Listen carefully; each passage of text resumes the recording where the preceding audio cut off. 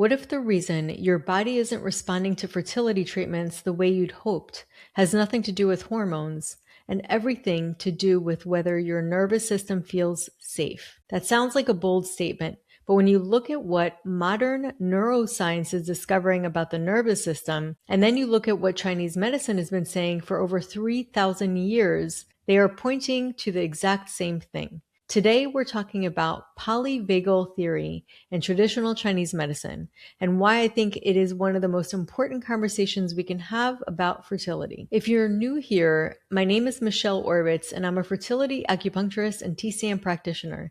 And I've spent years supporting women who are doing everything right on paper and still feeling stuck. And what I keep noticing in my clinic and in my own study and the research is that the missing piece always comes back to safety, to regulation, to the nervous system. So let's get into it.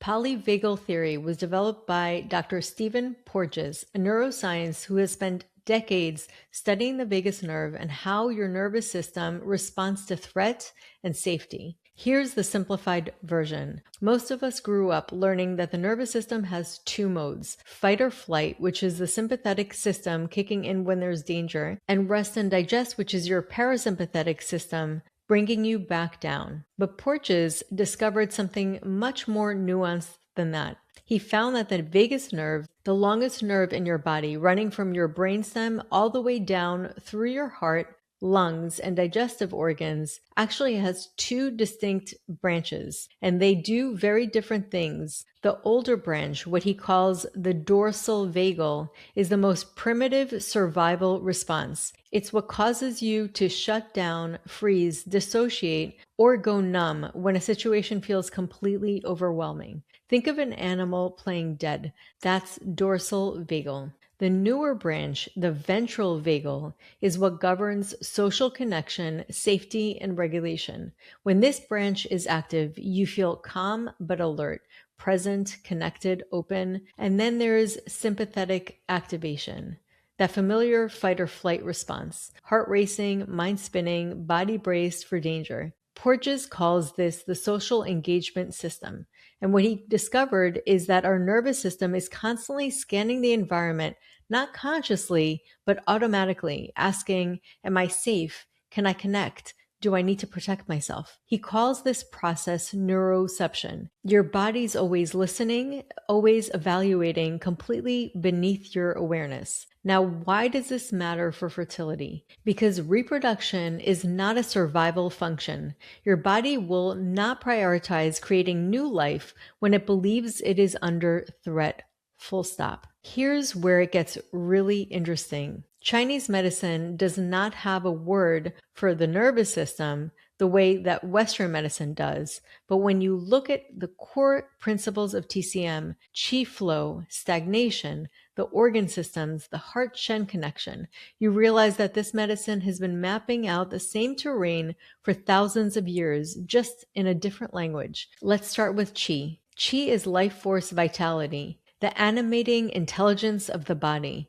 And in Chinese medicine, the most fundamental principle of health is this: qi must flow. When qi flows freely, the body is able to get back into balance. But when qi stagnates, when it gets blocked, suppressed, or stuck, that's when symptoms appear. Now think about what chronic stress does to the body. The muscles brace, the breath gets shallow, the digestion slows, the menstrual cycle becomes irregular, the mind races or shuts down. Sound familiar? In TCM, that pattern has a name, and it's called liver qi stagnation, and it shows up in the majority of people I see. The liver in Chinese medicine is responsible for the smooth flow of qi throughout the entire body.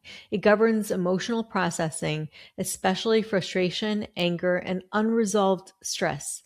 When we are chronically in a state of sympathetic activation, the liver qi gets stuck, and stuck liver qi disrupts the menstrual cycle, affects blood flow to the uterus, and creates that tight, contracted, bracing quality in the body that is the opposite of what fertility needs. Now let's talk about the heart. In Chinese medicine, the heart houses the shen, often translated as spirit or consciousness. The Shen is your sense of self, your mental clarity, your emotional presence. And here's something that I find profound. The heart in TCM governs the uterus through a channel called Bao Mai.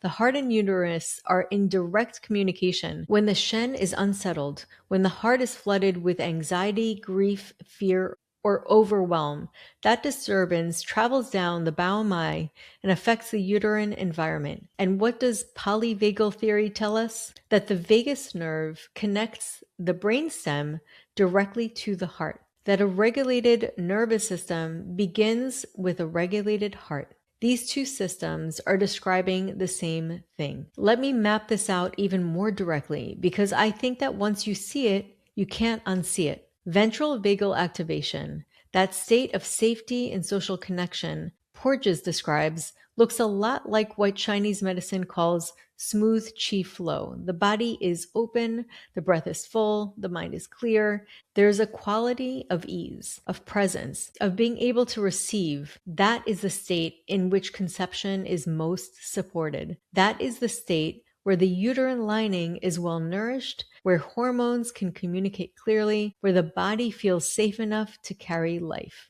Sympathetic activation, fight or flight, maps closely to what TCM calls liver qi stagnation and heart fire. The body is braced, contracted, hot, reactive. Qi is moving, but moving erratically, forcefully in the wrong direction. Dorsal vagal shutdown, that frozen, collapsed, numb state, maps to what TCM calls kidney deficiency, deep depletion, or what we might call a disconnection between the heart and the uterus through the Bao Mai. The life force has gone quiet. The body has pulled inward to conserve. Now, I want to make clear that none of this is about blame. These are protective responses. Your nervous system is doing exactly what it was designed to do. But when these states become chronic, your body gets stuck in protection mode, fertility suffers, not because something's broken, but because your body is listening. So what do you actually do with this? First, I want you to understand that regulation is not relaxation.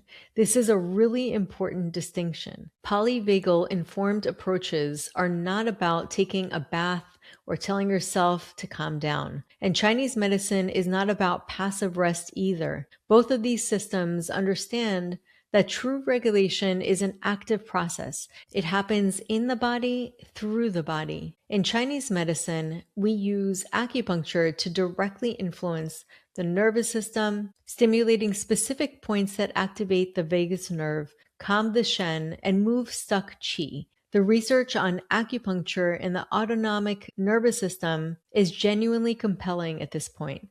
We use herbs to nourish the kidney essence, support heart blood, and anchor the Shen when it feels scattered or anxious.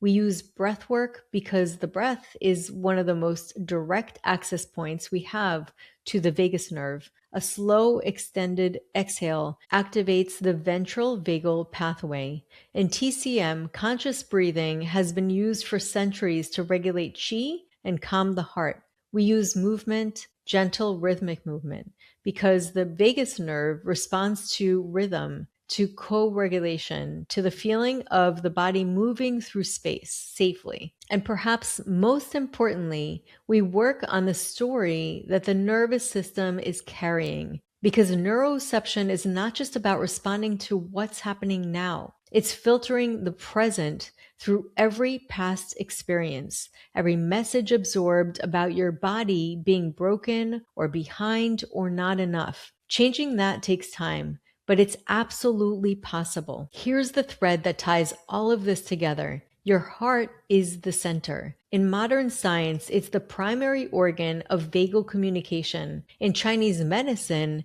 it's the seat of the Shen and the governor of the uterus through the Bao Mai. When your heart is settled, when your nervous system is regulated, when the Shen feels safe, that signal travels down to the uterus, to the reproductive system, to the body's capacity to receive, to hold, to grow. This is not wishful thinking. This is physiology meeting ancient wisdom, and they are arriving at the same conclusion. Fertility is not just a hormone problem. It's a whole body state. and the nervous system is at the center of that state. I know that the fertility journey can feel like a constant chase, more tests, more supplements, more protocols, and I'm not saying that those things don't matter. They absolutely do. But if the container, your body, your nervous system, your internal environment is stuck in a state of chronic protection, adding more inputs won't create the shift you're looking for. The work is in the regulation, in creating safety from the inside out, in helping your body understand on a physiological level that it is okay to be here, that it is safe to open. That is the work I'm so passionate about. And this is the work I want to support you in. If this resonated with you and you want a place to start, I created something called the Be Calm Protocol. That's calm with 2 M's. It's a free ebook that walks you through a protocol I use with my patients to support nervous system regulation and fertility from the inside out. It's grounded in both Chinese medicine and modern neuroscience, and it's designed to give you something practical and real to work with. You can download it at michelleoravitz.com/b-calm with 2 M's. The link is also in the description below. And if you found this helpful, please share it with someone who needs to hear it. Subscribe if you haven't yet, and I will see you in the next one.